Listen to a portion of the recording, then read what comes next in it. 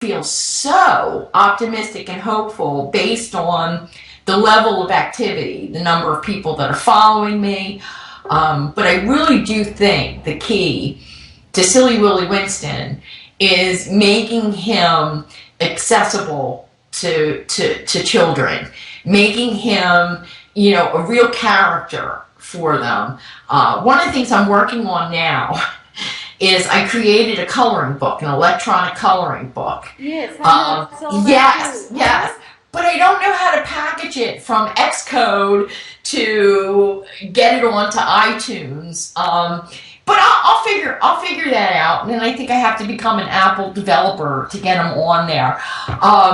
But what I really, really want to do, and what I really think is going to help the books take off, is I want to get out to bookstores, which is a little harder as an independent. I want to get into, libraries.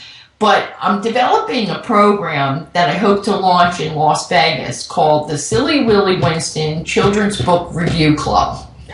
And I'd like to get into the schools, and I'd like the children to be able to pick which book they want to read, provide them with a copy of the book on loan, because there's like 30 kids in a class or how many, and make it part of the curriculum where they read the book and they write a review, so they learn how to share their objective opinion and to communicate their thoughts, have the teacher help them refine it, not from that's a bad review or a good review. And then I'd like to get crayon pictures of them and put them on my website with their reviews. Because a lot of sites don't let children review, but you're writing for the children.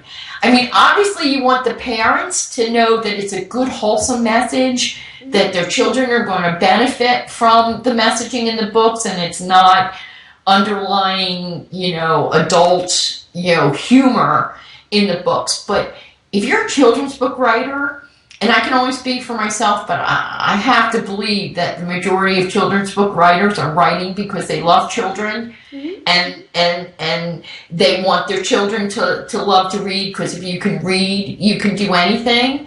That I just want a place where children can review the children's books, and tell other children what they think. So that makes a lot of sense. I mean, I think if we talk about word of mouth marketing, then this makes so much sense, because if I'm someone who loves romance books and I'm telling friends who I know would like romance books, I recommend the books I like to them. The same thing would apply to children, right? Because if one child really enjoyed a book, then they know exactly whom to tell, because even in their circles, they know which friends of theirs would enjoy reading, which girls, all of that. So it makes so much sense. It also makes, I also really like the fact that the program would have this little bit of them writing, because I've been reviewing books for a few years now, and I realize the fact that I have to sit down and write a review makes me so much more structured in my thought. It gets me to think so much more about the book, whereas earlier I would have just read it, said, yes, I like it, and kept it away, but I haven't really spent a lot of time thinking about it. But writing a review makes you think, right? It makes you look at it. You make an excellent point, because even though you want the children to read the books themselves, if you want them to comprehend and have fluency in the reading, it's really participatory with the parents. Yeah. And I've learned a lot about that too, with them, talking about the books before, during, and after, that they're doing it, so that they can communicate their feelings and help to start structuring what they've read and what it means to them. And the word you used was thinking, structured thinking, and that's exactly, what the book review would help them do. So yes, great. I all the best for your program.